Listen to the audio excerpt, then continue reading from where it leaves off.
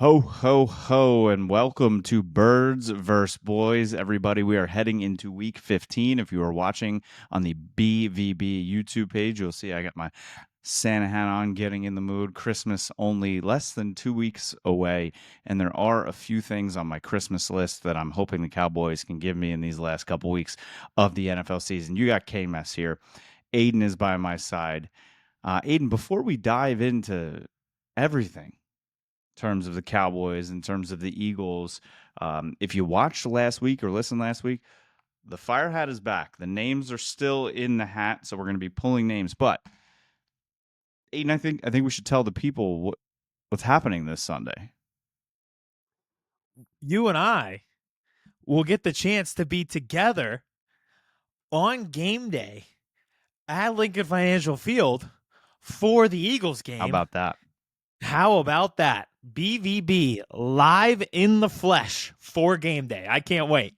The wife let me out to play for Aiden's birthday, but she'll be chaperoning. I was going to say, she'll be there too. It's a whole party. It'll be a great time. And yes, it is my birthday. I'll be turning 30, so that is scary both for myself and for the public at large. And it's your actual birthday, it should be right? a great time celebrating it. Is it your actual birthday Sunday? It is my actual birthday, 12/15, same day as Eagles Steelers, and we'll be live there in the lots tailgating to celebrate it. Love it. Absolutely love it. It's going to be a great time. But I do have one debate here. So you, my wife, and mother-in-law are saying I need to wear Eagles gear. I was at a meeting this week with a fellow manager of my company who lives in my town. He has had season tickets, third row from the field on the 15-yard line since 1987. And he says, I better goddamn not wear one piece of green. He's like, you do not deserve to wear Eagles gear. You are not allowed to touch anything Eagles gear. We don't want you. And that's kind of what I feel. Like, you don't want me wearing that. It's inauthentic. No, well, listen, you don't get this. You don't deserve the 11-2. I will say that, but at the same time, if you've watched enough Planet Earth documentaries, usually when the zebras and the other like non-predatory animals like roam away, the gazelles, when they roam away from the rest of their pack, they get eaten by the lions. So if we send you out there in either Cowboys gear or non-Eagles gear, you're the gazelle who's limping away from the pack. And you're surrounded just by 65,000 lions who are drunk on Yingling flights. So that's what I'm worried about. But you know what? I'm just happy everybody's there. Everybody together for the Eagles game. Good vibes. So as long as we're all there, that's all I care about. Amen. It's gonna be a phenomenal time. Can't wait. Can't wait to put content out there. Make sure you're following us everywhere on social media. Birds vs. Boys Pod, Twitter, Instagram, TikTok. There's going to be a lot of content coming out of this game. Now, probably too much. Yes, you're probably for me too much. You're probably correct. You know what? Turning 30, it's probably all downhill. Yeah, all the mistakes are magnified in life now. Like that, I'm turning 30. I choked on a pickle the other day, and I was like, I can't keep doing this stuff. Like I'm 30 years old. Yeah, it's only going to get worse, Aiden. Yeah. So expect content Sunday. Don't expect any content beyond that day. Had a couple bourbons last night with the fellas from work and thought I wasn't going to get off the toilet for about 2 hours this morning. So that's what happens when the old Mother Nature clock keeps ticking. So there you go. But it's better than the alternative. On Sunday. But I'm excited everybody to be together for this big game. Eagles, Steelers, two divisional leaders. Should be fun. All right, ton to get to in terms of the NFL, the Cowboys, the Eagles, and non-NFL. I feel like, should we just touch on the Bill Belichick craziness first? Because, I mean, wow. Yeah. Two things on that. One, I think you'll appreciate both. I got my hair cut today. I was at the barbershop. They had Get Up on ESPN on. I know we've touched on this show multiple times. They talked about it for an hour. At no point was I like, oh, great point by this person. Traditional media on TV is dead, and that is great news for two guys who host a podcast on YouTube. Amen. I think people are getting their sources there more and more often, and today, getting exposed to that Belichick conversation. that it gave me like a ton of confidence in this show and in our avenues going forward. I know that's probably not the response you wanted on Belichick, but the floor is yours. That's my only take. It it seems like it's a big I don't know. I think there's a couple things happening right here. There's somebody close to Belichick saying that this is a big middle finger to the NFL. Um, but at the same time, it seems like the NFL doesn't want him, right? It's like he No, it doesn't. But I honestly like this might be a better option. I think he's going to do really well. Mac Brown did pretty well Yep. at North Carolina. I think he'll probably name brand is half the battle, and it's everyone's like, oh well, the college recruiting, but it's really not that anymore, right? Like it's not like you go sit in somebody's couch in the middle of Texas and like plead to his mom over a cobbler together. It's like, all right, here's our offer sheet for NIL. Do you want to come to our school? So, for him, it's almost semi pro. Yep. Yeah, and I mean he also gets to hook up his son, right? Coach in waiting. It just, he went 0 for 7 basically last year. Interview with the Falcons. It seemed that Arthur Blank wanted him, but then, too many people in the building basically shot that down. Didn't happen. Mike Florio, I heard him on the radio today, and he was saying that Belichick basically was annoyed currently that no teams yet have reached out to him at all for 2025, right? There's 3 teams already that have coaching vacancies: the Jets, the Bears, and why am I drawing a blank? Saints Saints. and the Saints. But also teams that think they may be parting with their coach can have conversations with him because he's not with a current team, so it's not tampering. So like Jerry could just pick up the phone and be like, "Hey, Bill, you know, Mike, Mike's fucking up." Yeah. But Jerry Jones, I think this is playing right into his hands because now he's going to be able to pay Mike less money next year because he's like, "Well, Which you is didn't do so exactly what good. he You didn't get wants. to And 12 wins, but I'm going to bring you back for a little cheaper." That's exactly. but you adapt or die, right? And people seem to think that Bill hasn't adapted recently in the last couple of years in terms of the way the NFL game's going. He's still the greatest head coach of all time. I'm just surprised because isn't he like 11 wins away from the all-time record for wins in the NFL? 14. I 14. So found that I lied. I found something out from watching Get Up on ESPN at the barbershop today. I, I don't know. It's piquing my interest. I'll say Oh, that. for sure. I think he'll do great at Yeah. North Carolina, and the ACC is for the taking. Yes. 100%. So The best team in the ACC doesn't believe in NIL or the transfer portal. pretty much. Yeah. And I don't know how long Dabo's going to be there. So No. with that kind of attitude. But that's basically the Bill Belichick story in a nutshell.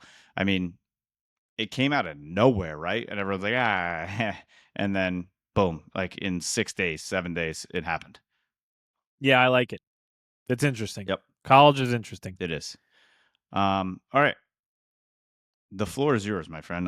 Last week. Okay, I told you pre-show this. I want people to know I take this very seriously and I prepare very hard for this show. Time. So as the week goes, I write things down that I want to touch on. The problem is I write them down and then I forget what they are or why I wanted to talk about them during a show. So I'm just going to read off my list of what I wrote down as I was wandering around my apartment this week. We can touch on any of these, but I just want people to know how my thought process works. By the time we record, I don't remember why I wrote these things down. So here's the list this week. Bryce Young, I actually want to save that one. That's a good one, and I remember what it is. I wrote down Enron equals Temple football. I just wrote down the name Emmanuel Acho. I wrote down Detroit Domes. And then I wrote down China Chongqing commute wormhole videos. So any of those we could start with, or should we just talk about the Eagles? I don't. The only thing That's I put know into on this that show. list is Emmanuel Acho, I think. Wait, what? I said I think the only thing I knew you were even talking about in there was Emmanuel Acho, and I don't even know why. Exactly. So I just want all of those will come up as the show goes. We'll talk about the Eagles, but I just wanted people to know the thought process behind the prep work that goes into the show. Eagles are taking on the Steelers this week. They're 11-2. Steelers are 10-3. It is a unstoppable force meets an immovable object. The Steelers have not won in Philadelphia since 1965. The Eagles have never beaten Russell Wilson. He is 8-0 against the team. One of those things has to give this weekend. I don't know which it's going to be. It's going to be a phenomenal game. There's a lot of storylines going into it. You may have heard that we might have to throw the ball this week, given what's been going on in the media. Awesome game. I am very, very excited for it. Yeah, it's going to be one of those perfect December type football games. I think the crowd's going to be into it at the Link big time. Pennsylvania rivalry. I mean, this is the perfect Saquon Barkley game. I mean, it seems like every game is actually for Philly. Yeah. But yeah, I don't know. This is like the rumors are swirling. Hurts can't read the defense. AJ Brown's getting pissed. Brandon Graham's coming out and having to defend people. You know, this just seems like a big Eagles win to me. I think the Steelers are like the Vikings 2 years ago when they were like, yeah, I don't fully believe into the Steelers right now still. I may believe in them more than you. The Cowboys beat them. Considering what happened last week when I was really excited about the Eagles, remember, here's all the things I said last week. One, I said Jalen Hurts looks really happy. Okay? Immediate feud with his best friend on the team. I said Saquon would overtake Josh Allen for the MVP. Josh Allen became the first quarterback to have 3 rushing touchdowns, 3 passing touchdowns. So that one's out. But he lost. I said you pointed like you had one. No, I said, but he lost. But he did lose. I said the Lions could trip up and we could be the 1 seed. They had a good commanding win at home against the Packers, so that almost statistically eliminates the Eagles from the 1 seed. And then I said the Panthers weren't a trap game. They were the definition of a trap game for 60 straight minutes. It was the most trap of trap games. It was more of a trap game than the movie Trap that I saw. So I'm going to only speak in hypotheticals here on things that could happen allegedly and hypothetically. I believe in the Steelers more than you do, but hypothetically speaking, they have a gauntlet of a schedule coming up, and hypothetically, the Eagles in the NFC, this game matters the least because next week they play the Ravens. Mm-hmm. If they win that game, they are the division champions. They lock it in with 2 weeks left in the season. They have a home playoff game. That is the creme de la creme of their schedule. So hypothetically, I would assume their psyche this week is probably not the same as it would be next week when they have to go balls to the wall 110%. On the flip side, Eagles at home feel like a team after last week that just need to get on the field and let out frustration. So hypothetically and allegedly speaking, I think we see 2 different psyches, which is how I see your thought about the Eagles winning this game come true. Yeah. So you're saying this is a look forward game almost for the Steelers, looking towards one of the biggest rivalries in the NFL in terms of the Steelers and the Ravens next week. Correct. Allegedly, losing this game would not impact the Steelers' playoff and division chances the way the rest of the schedule does. They could hypothetically lose this game and they'd be in the same spot a week from now. Win or lose this game, they're probably just like in the same spot a week from now, needing to beat the Ravens to lock up the division. And AJ Brown could have 177 They have 3 losses. The Chiefs have 1 loss and the Bills have 3. So it's like they don't really have a chance at the 1 seed, really, but they do have a chance at a 2 or 3 seed. None of that changes win or lose this week. Interesting. Yeah, I mean, hypothetically, allegedly, those could be things that you could think could be real and could happen. Yeah. So I'm just thinking I'm thinking about psyches of the team. Now there's matchup things that I like with the Eagles. Absolutely. But that was just I was just thinking about psyche this weekend. It's like it's one of those games. Now the Eagles had one of those games against the Ravens and they won. So it doesn't mean that the Steelers can't win this game, but it's just one of those things. It's like you could walk away and be like, all right, we're in a pretty similar spot. Yep. I mean, and I think this is the type of game where AJ Brown's going to have 11 catches for 123 yards and 2 touchdowns. It that could be they could take a piece of tape and tape it to Jalen Hurts' helmet that says, I am going to throw the AJ Brown on this play. And it wouldn't matter. Yep. They're still going to throw it to him. Yep. He is going to get force fed the ball. Yep. And you know what? I don't even care because you know exactly what's going to happen. The first quarter, they're going to force feed in the ball, and he's going to chuck it into triple coverage to AJ Brown, and it's going to be an interception. Everyone's going to throw their hands up and be like, "See, well, this is why we shouldn't have been doing this," even though all of us have been like, "Throw him the ball." But it's okay. Yep. Because I have said this on the show. I've said this on TikTok. I have said this to the tree that I'm going to be talking to drunk on Sunday at the tailgate. The offense works best when there's the fear of the A.J. Brown home run over the top. Without a doubt. They have not taken any deep shots. They've had one throw of 20-plus yards in the past month since the Dallas game to A.J. Brown. If there is the potential fear of him, it opens up where they cannot stack the box with 8 people and stack it on Saquon Barkley. And this offense works the best when you have that fear of Devontae Smith and you have that fear of A.J. Brown, and you cannot have your eyes in the backfield on Saquon and those because you're worried about those guys getting behind you. If I'm the Eagles and I win the toss, and I think you know this, I'm a fan of deferring. I like having the ball in the second half. Take the ball, first play, shot to AJ Brown.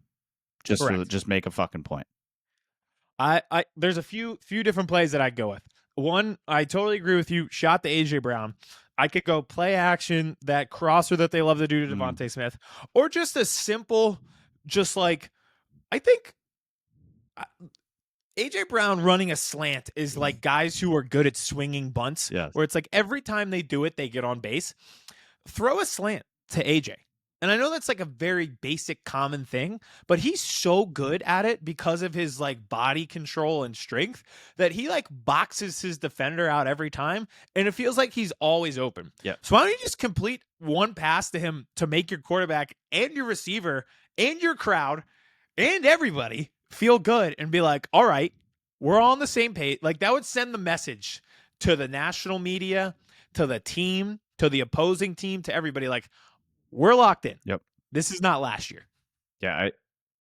2 years ago, it was like slants AJ Brown just weren't stopped. It could be like 3rd and 11, and it was getting hit for 14 yards. Every time. It almost won them a Super Bowl. Yeah, literally. Remember on 4th down they went to him? Yep. So I think you're right. I think there are definite matchups too that swayed the Eagles' way in this game. I just, listen, I understand that they've never beaten Russell Wilson. This is obviously a different Russell Wilson. Now, Russ is playing well, right? Since he's come in, it's kind of really when the Steelers have, taken off, right? I think, they lost that game to Dallas with Justin Fields, but I think those Georgia boys are going to get after him. They need to. Yeah. They need to. It wasn't our best rushing the passer performance last week. It was not. But Bryce is shifty, right? He's not a runner, but, that kid, we can touch on Bryce Young because I'm sure we're going to do when we preview the Cowboys, but he was shedding his layers like a snake. We would grab him and he would just rip his sleeve off and keep throwing the ball. Yep. Like I was like, it happened 3 times. They grabbed his shirt, ripped it, and then he just kept running and converted it to Adam Thielen. I was like, oh, this kid is a fucking reptile. 34-year-old like he just sheds Adam his Thielen. Skin and throws the ball. Yep.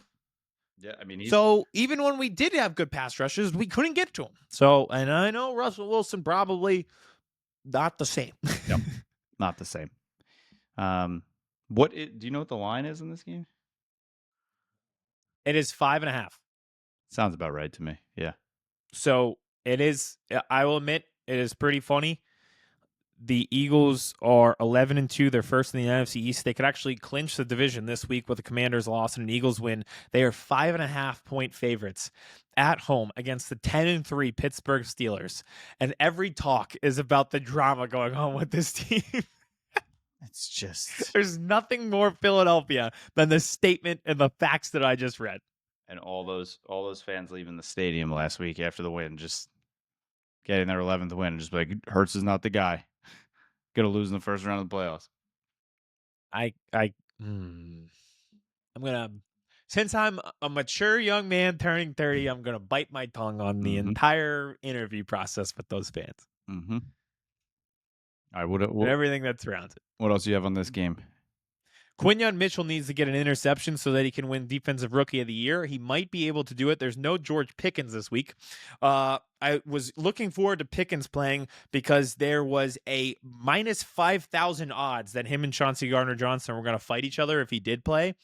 One of my favorite red zone pastimes is watching the Steelers and watching George Pickens. He is just a maniac. Yeah. It's like watching Bane on the football field if he didn't blow up Heinz Field. Mm-hmm. And he just attacks people for no reason. Every my favorite was the interception they threw, and you could just see him fighting the guy in the background. And it's just like every game, if you just watch in the background long enough, he'll swing on somebody. Like he literally, I don't know if you remember at the end of the Cowboys game, he just like swung Jordan Lewis to the ground by his face mask. Yeah. And it's one of those situations where it's just like, if you watch the background long enough, you'll find that Jalen Carter is the exact same way. He's involved in something every week. Literally. Like he's talking to somebody, he's getting shoved, or someone's shoving him, or he's falling down every week. Put him, Chauncey Gardner-Johnson, and Pickens on the field, and it's the Office scene when they're all going like this and like wandering around the room, holsters up to each other. That's what the game would be. There's no shot. All three of them on the field together, someone doesn't get ejected. No chance. So we were robbed of that opportunity, but it does benefit the Eagles for him not to be out there. That's a big benefit. And hopefully Quinyon can get a pick. How about former Steeler Deontay Johnson now? The rate you saw he got, you know why he got suspended, right? For a game? He didn't go into the game against the Eagles. Literally. They're like, go, and he's like, nope, I'm good. Crazy, by the way. Why? I guess he feels disrespected because his snap count has gone down so low. I don't know. His snap count was going to go up if he went into the game. Now it's at 0 because he's suspended this week. Douchebag. That is crazy. Yeah, that is wild. But yeah, Pickens not in the game.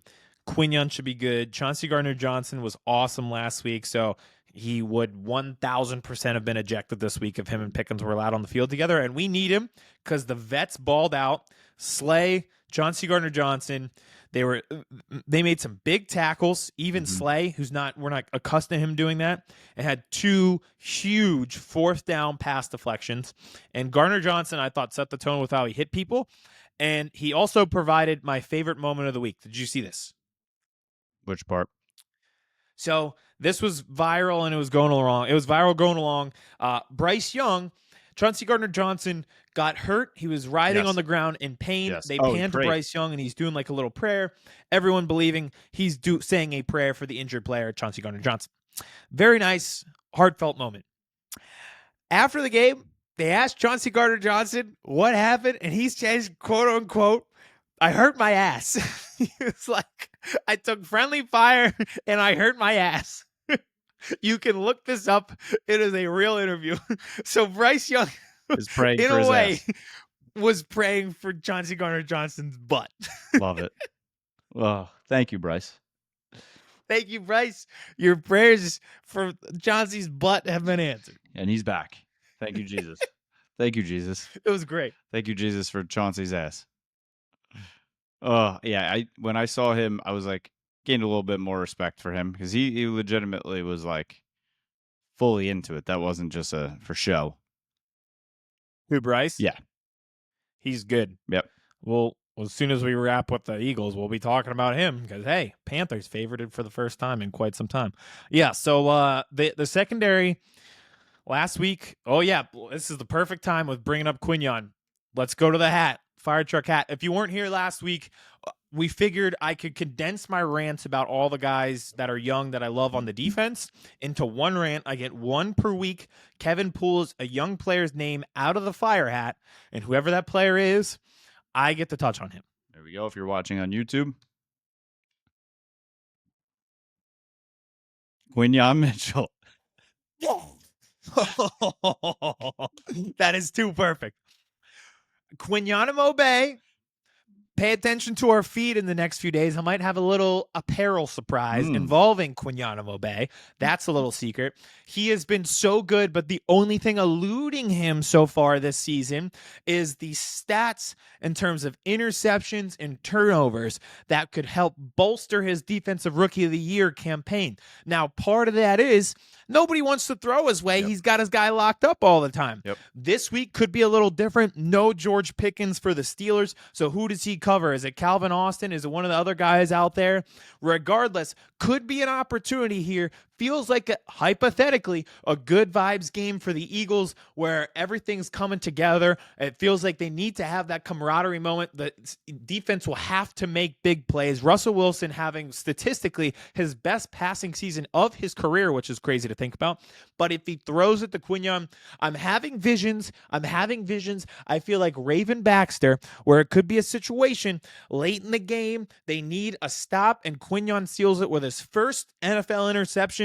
And we go from drama this week to talking about the future next week with Quinyon Mitchell being CB1. He's damn good. He's so good. I love him so much. And he slipped. He slipped right to him. Still can't believe it. Right to him. Pick 22. Insane. And yeah, you have Cooper DeJean out there on podcasts saying that Quinyon Mitchell is Defensive Rookie of the Year. Like, just make it happen. I don't know if you that saw he should be. Yeah, I think he was on with Justin Pugh actually. Talking about it. I'll send you the link. I saw it before we got on, but both of them are just so. Not only are they statistically, I think the Eagles are the number one defense in the league right now, but they're the youngest defense in the entire league, which is just unbelievable. The youngest, but yet, like you said, still had the vets contributing last week, and Ass Johnson and Darius Slay. Ass Johnson in a good way. And also, Reed Blankenship hopefully is back this week. They listen. Last week it was we ran out of safeties when Chauncey did hurt his ass, so it got a little dicey. We need Reed Blankenship back. That'll definitely help bolster that back end. And yeah, really young defense. Cooper DeJean, I'll tell you what. It made me sad. There's some white on white crime out there. Our boys can't be doing this to one another. We only got so many fellas out there that could play, and Adam Thielen was taking them to school. Yep. That old 34-year-old undrafted Adam Thielen. He's cooking, man. He was awesome. I was telling people on the stream last night, thanks for everybody who tuned into the TikTok, hey, start Adam Thielen in fantasy this week.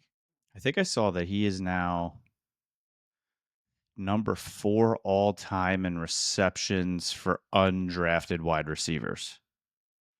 100% believe that. I think it was like Wes Welker, Rod Smith,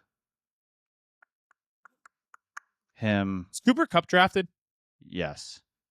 Okay. I think Danny Amendola maybe was on that list too. Was Edelman drafted? Edelman, We're just no. Rattling through the Patriots wide receivers. Yeah. And I think, didn't Edelman and Wes Welker both go to Texas Tech too, I think? They might have. Yeah. So, but yeah, those are, I just saw that. That was an interesting stat since they're playing the Cowboys this week. I was kind of looking at all that fun stuff. Yeah. Yeah. So we'll wrap it up here with Eagles and move on to the next game. But I'm to finish my rant, I'm so glad I got Quinyon because I think this is the week. Yep. I got a good feeling in my bones that this could be the week. We're not going to be at the game, but we're going to be there. You're going to have some possible merch on. It just seems right. Yes. Also, like you said, we're going to be there. We're going to be at tailgate I'm going to be with all my family and friends. So this is actually just a plea to the Eagles except for 2 to that not I know. embarrass me. front of my family and friends. What'd you say? Except for two that I know that have to go to ugly sweater parties. Yeah. The Losers. girlfriend wants to cut down the Christmas tree, okay? We gotta put the Oh, my star on the girlfriend, tree, can't no. come, okay? Oh, Sorry. I can't spend Christmas with my girlfriend. I have to do it on Sunday. We're gonna drive around and look at Christmas lights. This is how we'll know if they listen to every single minute when they produce this podcast, when they get to this part. We're not dropping names, but you know who you are. But you know who you are. And you're in charge of editing this podcast. So if this part's not in it, we know what you did. Yeah, so to the Eagles, this means a lot to me. Don't embarrass me in front of my friends. Happy. I just thought about The Office, where it's just if they lose, like, happy birthday, Jesus. Sorry your party sucked. I thought about that, and we're getting like all the supplies for the party. And I thought about the scene in The Office when he buys like 12 bottles of vodka for the office, and he's like to the liquor guy, and he's like, "You're the expert. Is this enough to get 12 people plastered?" He's got like 40 bottles of alcohol. Oh, that's so funny. Oh, Great alcohol. Job. Can't even think about it right now. I was drinking with a 2-star general in the Army last night. Who I Were you worked with. really? Oh, yeah. Yeah. Well, on Sunday, you'll be drinking with a 2-star general on Age of Empires, Perfect. the computer game. So perfect. It's kind of the same thing. All right. We're going to talk a little Dallas, whatever they are. The Cowboys, and hey, for the first time in 33 games, You the beat Carolina me to Panthers are favored. I was going to ask you if you knew that stat. I did. 33 straight I thought games. they'd be favored. They're good. Okay. They're not bad. No, yeah. All right. They're not. But the Cowboys are bad. I mean, they did everything I wanted them to do basically last week. Kind of, kept the game interesting. I got to, actually, they're not just getting stomped by 40. They kept it interesting, and then they ended up losing anyway. Thank you. As I am full on Team Tank. Also, you mentioned 33 games in a row that the Panthers have been underdogs, now a favorite because they're playing the Cowboys. Last week, the way the game ended in terms of punt was blocked by the Cowboys special teams, ball went forward, touched by a Cowboy, Bengals recover, Bengals ball. That play in the NFL in the last decade has only happened twice of that Both exact Cowboys. scenario happening. Do you know what the other one is? In the past decade? I know the Leon Lett play, but that was decades ago. Can I get a hint? Is it one of our team? I don't think it was the Eagles. It is one of our teams. Give me a hint on who it could be. It's the Cowboys also.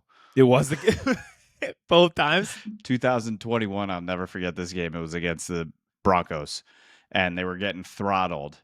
I was at a Cowboys bar in Manhattan, and the Cowboys started like creeping back, and all of a sudden they blocked the punt. Somebody touched it, and then the Broncos got the ball, and I was just like, all right, and for it to happen again the other night, I mean, thankfully it did, again, because they lost. And the craziest part was, I don't know if you saw the whole thing with like Jerry Jones after he was interviewed and basically like said that was a bad idea for them to go block the punt right there. Like, what? Yeah.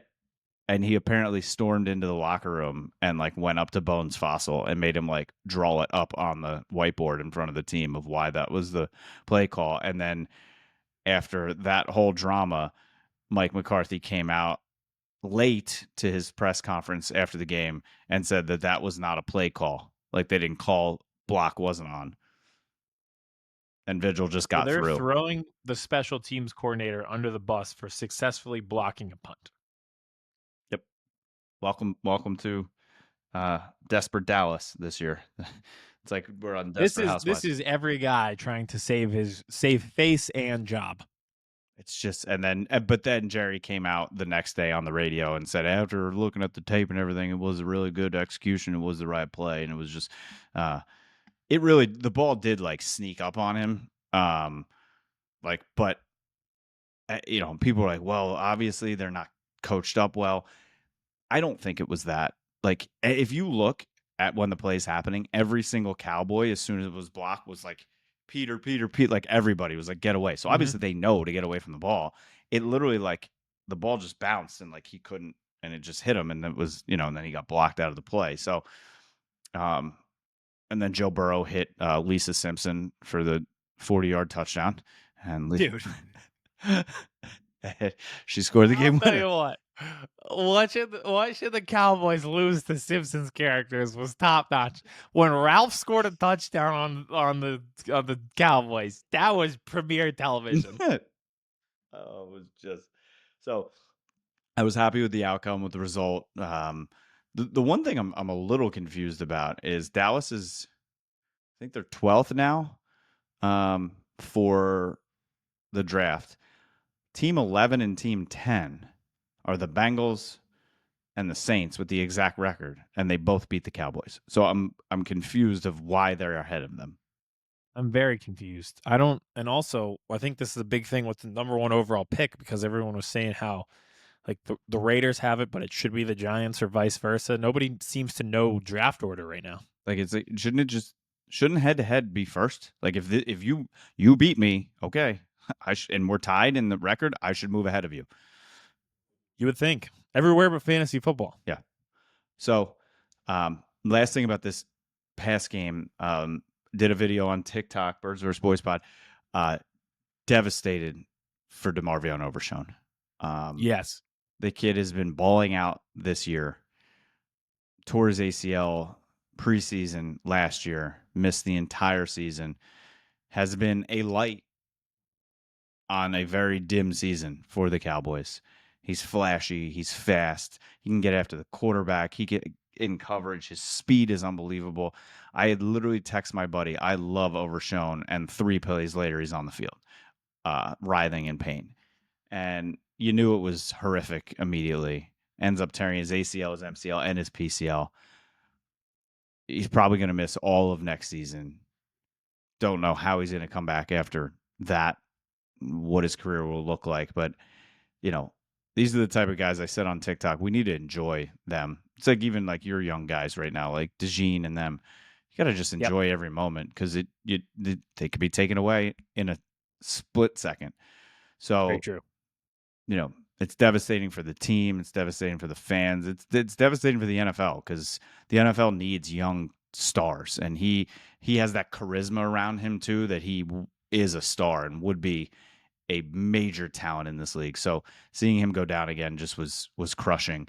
And I don't know if you heard it on the TikTok. So he had, so far this season, 90 tackles, 5 sacks, 4 passes defensed, a touchdown, and an interception.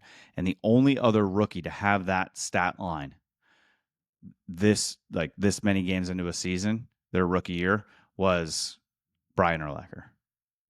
Wow. And there's only 2 What other company players in is he in? history that have had that type of stat line up to this point, and both were all pros. It's pretty remarkable. Good company to be in. I am very disappointed for him. Like you said, this is worst case scenario, because then you lose him next year too. Yep. It ruins our plan for the freak show defense, Yep. where they had him, Micah, and drafted Abdul Carter. Yep. And they just go positionless and let the freak athletes run around. So that's also disappointing. Yeah, this is brutal. It's pretty wild. So shout out to Marvion. So I don't have much in terms of this game, just because 33 games in a row, underdogs. Like you said, they're right on the cusp, the Panthers, of winning these close games. And the Bengals were as well. And the Bengals kept losing these close games, and they found a way to beat it because they went up against Dallas. I see something similar happening this week, especially after losing Overshown. I don't know if you saw Micah literally like in tears on the sideline and just devastated after the punt block. And, he's been playing out of his mind, left the field as the game ended, didn't talk to anybody. Yep.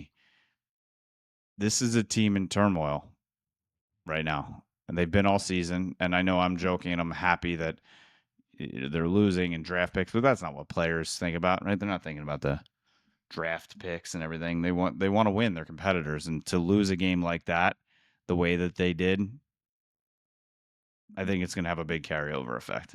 I mean, it obviously the whole season has been a carryover effect. They only have 5 wins, but you add two things together: the Cowboys losing the way that they did, and the Panthers coming so close and seemingly being right there. I think that's devastating for the Cowboys this Sunday. And they're right there, and the Panthers are right there, but they're quote unquote right there in two different ways. Mm-hmm. For the Panthers, perfecting the tank. Looking great. Bryce Young's looking great. 3 straight losses to 3 playoff teams. Close losses, 2 of them in overtime, and the third one they almost went 98 yards to win the game. Yep. Coming home against the Cowboys, I think that they will overcome the hump. I will say it's one of those NFL games. It's like you feel like you have the NFL figured out, and then the Cowboys could win this game 30-3, and I'd be like, oh yeah, we know nothing. I know nothing about football. Kind of like when the Cowboys beat the Commanders. Yes. Mm-hmm. That was an all-timer. Yeah, that was... Although we thought they'd have a little life that day. Yeah, we did, and they obviously did. And so this game, I will say, it's not a life. I think they'll have life. I just think that the way that the Panthers are running their offense right now, that I think they just might be more talented than the Cowboys are. It's just flat out on paper. I genuinely actually, after watching this, that they play a balanced. I like that coach. I like the way they run their offense. He's the guy who was a sex addict, and then he found Jesus or something. Oh yeah, I forgot about that. Cheated on his wife forever, and then wrote a book. That is definitely one of those like domino meme theories where it's like that guy, small domino, he's a sex addict. Big medium domino, Andy Dalton gets in car accident. Biggest domino, Bryce Young is actually better than CJ Stroud. Takes Panthers to playoffs. Did you see the guy who faked his own death recently? This past summer. No. So he's who? It's been all over the news, and so he is a father, 2 kids, married. He went kayaking. They found his kayak flipped in the middle of this big lake in Wisconsin. There was literally a week-long search, boats, everything. Pronounced dead, all this stuff. And then cops got a hold of his computer, I guess, that was at home, and they found searches of moving money to offshore accounts, and then there was a life insurance policy that was opened up. And then through all of this, they found out he flipped the kayak, swam to shore, got on an e-bike that took him to a bus terminal that brought him into Canada, and then he got on a plane and flew to Europe, and then got on a bus and went to Turkey, all to meet up with some chick he had met online. And he was housed with some chick in Turkey, in Georgia. I think he was in Georgia. Not the Bulldogs, the country. And then he got an email from the authorities in Wisconsin basically being like, hey, we know you're alive. And he freaked out, and then posted some video and said, he's like, hey, yeah, I'm okay. I'm in my apartment in Georgia. It's and now he just came home and showed up at his house. I'm like, hey guys. No, he came back home, and he got arrested. So I guess he can face up to 9 months in jail. And the little PD station's yeah, we need $40,000 because of how much money we spent trying to search for your ass. So they're trying to no way. Is that the charge? Yeah. If you fake your own death, it's against the law. Yeah, apparently I guess. Because then they are searching for you, but it's not identity fraud, but fraud of some sort, and they spend $40,000 searching for him. Yep. Wow. Can you get extradited from Georgia? Could he just stayed with his new family forever? I guess. I don't know. Wow. Imagine that coming back home. Man, he took a deep breath before he walked in the door. Oh my God. How do you come back? Say? I don't think I could come back. No. He didn't cover his tracks very well. No. But it's incredible that the way they can find stuff out, even Luigi Mangione. I was gonna say the e-bike to bus pipeline Yes. is strong, apparently. I mean, can you imagine being that guy at McDonald's working there? Just be like, I think the guy's here. Like, call. Kevin, I truly cannot imagine it because I saw one blurry image of him like smiling and his head is covered. I would not have ever like seen him in Altoona, Pennsylvania, and been like, you know who that looks like? Luigi. Like, I would have never put that together. He could have told me he was the guy, and I'd be like, yeah, okay, buddy. Would have showed you the gun and everything. Okay, sure. He could have shown me those bullets that said denied the pose, and I would have been like, oh, sure, yeah, it's you. Okay. Go. I wouldn't have believed that if he literally showed me in his face. Go eat your Big Mac, Luigi. So circling back to the Dallas Cowboys, this all just kind of bleeds into the same thing of Stephen Jones being interviewed this week on one of his 17 interviews, already talking about the 2025 offseason, saying it's going to be tight again in terms of budget at a very how who is he in debt to from one catastrophe to the other? The healthcare industry in the United States to the Dallas Cowboys. What do we do? What do you mean it's tight? I saw our guy Jeff Kavanaugh like quote tweet part of the interview and was like, the Eagles had like $64,000 in dead cap this year. They have more money to superstar players out there than the Cowboys. Do not let Stephen Jones convince you that the cap is real and that you can't finagle your way around it, because you can. I say this about the Giants all the time, who gave up on Saquon. Who was the other team where I was like, they gave up on him? AJ Brown. Mm-hmm. The Titans were like, oh, we can't pay him because we got to pay everybody else. And it's like the Eagles just got those guys and still paid everybody else. Yep. Think about who got contract extensions the past 2 years for the Eagles. AJ, Saquon, and those were the two their former teams were like, oh, we can't do it. Eagles extensions: Goddard, Devontae Smith, Jalen Hurts, Jordan Mailata, Landon Dickerson. Half of the offense got an extension on top of those guys. Literally. But Stephen Jones is saying that, buckle up. It's going to be a slow and steady, tight postseason or offseason again. So insane. Oh, and speaking of postseasons and players, and I don't know if you saw it, just listen, I'm not going to pretend that I didn't want Juan Soto back, but did you see the question they asked him today in his press conference? And they're like, hey, congratulations. Have you talked to any of your former Yankee teammates like about, this and this? And he goes, I talked to them through the playoffs. And then once that ends, I have not spoken to any of those guys since. That's literally what he said at the press conference. I'm like, you are a douchebag. He's all about the money. He doesn't care about anything else. I totally agree. I know we sound like huge haters who didn't win the Juan Soto sweepstakes, but I have maintained throughout this whole time, he bothers me. Yeah. I would have put it aside because he was a Philly if he signed with us, but everything he that song is like, I hate the way that you walk, the way you talk, I hate the way that you dress. That's me with Juan Soto. Yep. I quite literally hate the way that he walks. When he does that slide step after a ball, I want to punch myself in the face. I can't stand it. He's just staring him down, he hitting is his just hip. a perfect Met. Yeah, that little head thing he does. And it seems like he tries to be friends with all those guys, and they're just like, fuck you, man. Yeah. Like, I've seen that multiple times where he's like trying to be playful, and it's just annoying. So, well, if I'm the like Cowboys, the biggest haters or in if the I'm the Yankees now, I'm spending all $760 million that they offered him just on everybody. I mean, Max Fried, loved the signing. Go sign Alonso. Yeah. Go trade for Tucker. Like, fill all the holes. Let us have Tucker. You can have the rest of the guys named. You don't need Tucker. Well, I guess you kind of do, right field. Yeah.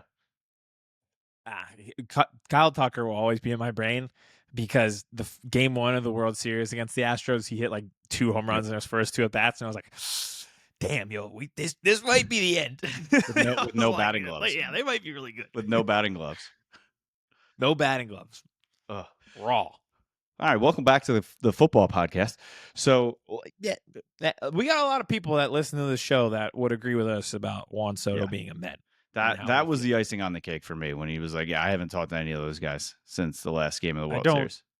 I have not been a fan this entire time, and I would have put it aside if he was a Philly for the greater good. But alas, Well, we can hate him together now that he our is biggest rival.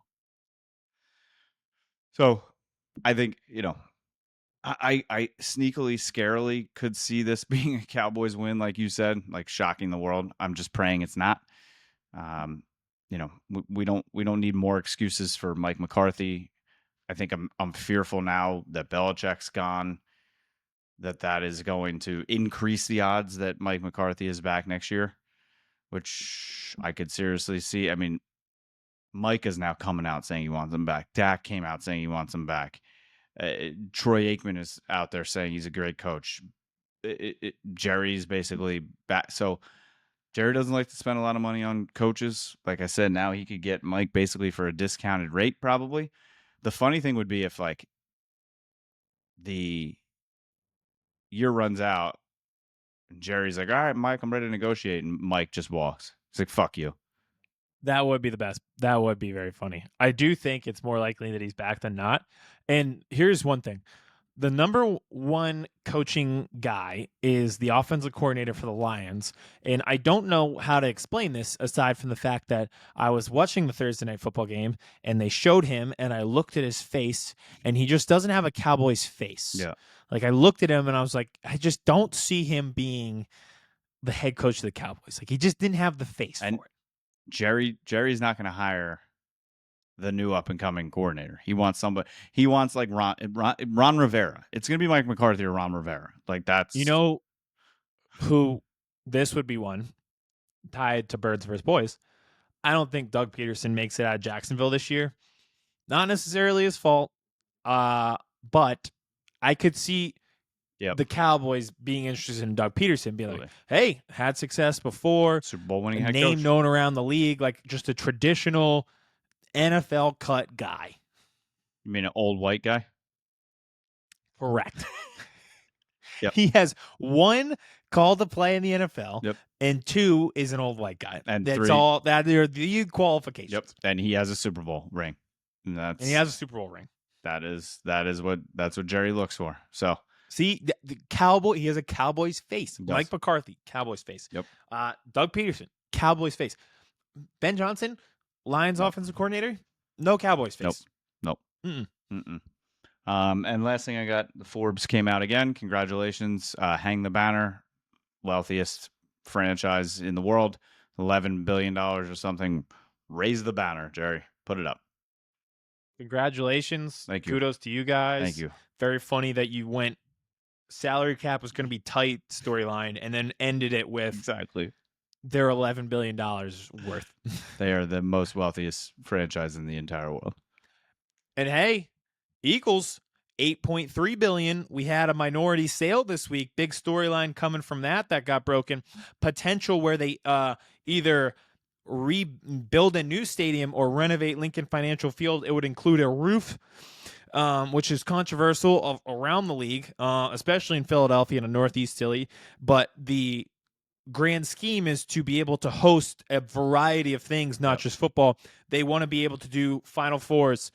They already do concerts, but do even more. Like they want to do college football playoff, like have bowl games. Like they want to be able to do everything. Yep. So I see it both ways. I think this will be a talking point for years to come. I love the fact that it's outdoors. I think the stadium probably will get renovated. It's now 2 decades old.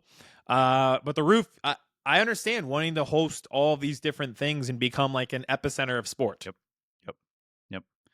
And think about that. The Cowboys are worth $11 billion. The Eagles are 8.2, and Jeff Bezos is worth $230 billion. Yeah. Could you I just can't even contemplate. Again, I'm a maturing young man, and there are only so many things I'm allowed to say on a. I'll take one. I'll take $1. I'll bring you $1 for your birthday. Thank you. You're welcome. All right, everybody. Big game for the Cowboys. Just kidding. Big game for the Eagles and the Steelers this weekend. We will be in the parking lots at Xfinity. Lots of content coming out. Happy birthday to Aiden. Happy holidays to all of you. Cowboys, Keep doing what you're doing. Just don't Literally. mess with me right now. Okay. Draft talk is so close. And talking about a top 10 pick, it's a lot of fun. Okay. Don't take that away I'm from me. excited about that. Took everything else away from me. Don't take that away. They're gonna beat the Panthers. I know it. If you're a listener or a follower and you want to come say hi this weekend, we will be tailgating together in FDR Park. Come say hi. It'll be a lot of fun. Thank you for watching. Thank you for listening. Anywhere you listen to podcasts, Google, Apple, Spotify, Stitcher, we are there. Anywhere you are on socials, Birds vs. Boys Pod, Twitter, TikTok, Instagram. And make sure you are subscribed, liking, commenting on our YouTube page. Enjoy this week. Again, I say it every week. The end is very nigh. Enjoy every 15. moment of it. It's week 15. That's such a big number. 15 is so big in NFL terms. Don't do this to us. Don't die on us. It's almost over. Oh no. Enjoy it. Chris Hansen here, and I'm going to need you all to take a seat right over there and check out Birds versus Boys. I think you're completely right here, and I hate it. Yeah. Hey, idiots. Stop doing dumb things. I got 2 phones. Upset alert. Upset alert. I might go insane. I think you're already there. There's no hope. Hope is Dude, gone. If this was an AFC North podcast, we'd be done in 15 minutes. Bob Hope. I'm gonna drink bleach. That is? the team you promised me you were going to be this year.